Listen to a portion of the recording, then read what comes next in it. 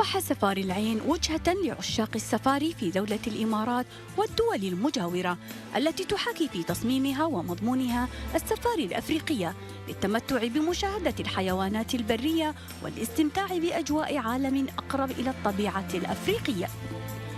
تشكل رحلة السفاري للزائرين فرصة لاكتشاف التنوع الهائل للحيوانات والتعرف عليها بلا قيود وخوض تجارب ممتعة معهم كتجربة إطعام الحيوانات المختلفة.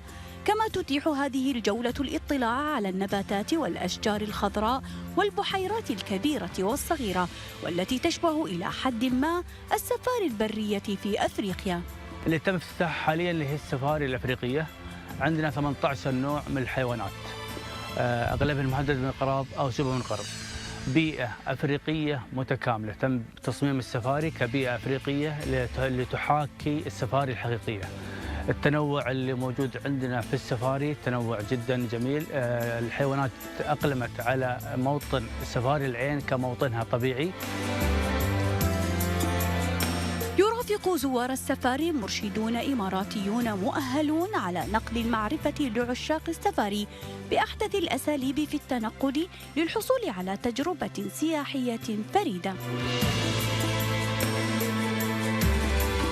إدارة سفاري العين تبذل جهوداً حثيثة للحد من تراجع التنوع الحيوي والبيولوجي في الطبيعة وحماية أنواع الكائنات الحية المهددة بالانقراض من خلال خطة استراتيجية تقتضي بناء برنامج فعال لصون الطبيعة والحفاظ عليها.